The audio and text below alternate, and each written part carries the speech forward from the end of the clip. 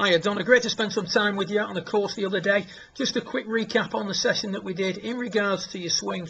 If we look at the centre screen first of all, we're reaching for that golf ball a little bit too much. We've got the arms outstretched too much, which then causes the club to get pulled behind you a little bit too much in the backswing, which makes the control of the club face just a little bit more difficult. But all in all, a good strong move when viewed from down the line, and absolutely fantastic through impact. What we need to do through impact is maybe calm the hands down a little bit.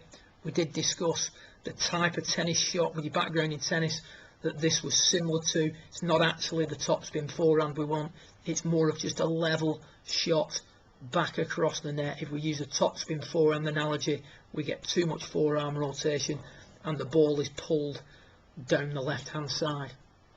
The big issue in regards to your golf swing for me was when we looked at it from face on. I've just put a line up down the left hand side of your head, and that's going to illustrate, if you will, the centre of your golf swing. And then down here I've translated the arc of your swing in view from above down on the floor. Now ideally we want to try and hit the ball from the inside to give us more distance and better control on the curve of the ball. If we watch what happens in relation to that line, we make a tremendous move off it during the backswing. You can see the weight kinking over there now. Big move behind that blue line, resulting in excessive spine tilt away from your target. And now what we've got to do in the downswing is get back on that line if we're going to hit a good golf shot. Sometimes we can get a little bit too much in front of it, as we see here. Other times we don't get back onto it enough. If we get back on it too much, we're moving this circle forward and are going to attack the ball excessively from the inside, producing a hook or a push. If we don't get on it enough, we're going to be moving this circle back and we're going to be cutting across the golf ball, producing a slice to the right. So if we take a little look at the tip that we gave you, or the advice that we gave you in order to improve this top of the backswing position, what we're going to do is we're going to just place a little bit more weight on the left hand side.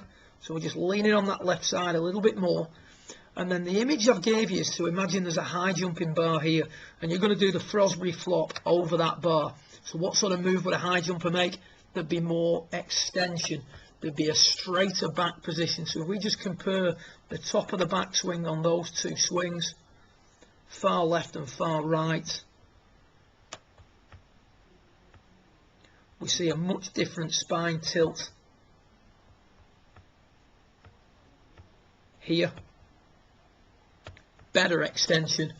As a result of the better extension, the hips have been encouraged to turn. You can see the right hip a lot lower than the left. Here, right hip higher. That's encouraged a bigger shoulder turn, but more importantly, it's freed up the movement of the left arm, allowing you to make a longer, more powerful golf swing. From that sort of position, we can swing down and through, using the spine effectively to create extra distance.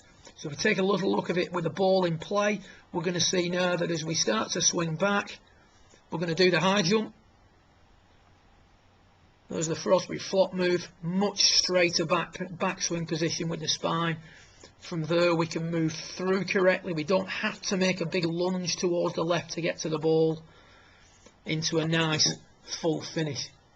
So keep it up with a high jump. The rest of the game's coming on a treat. Look forward to working with you again in the near future. Well done.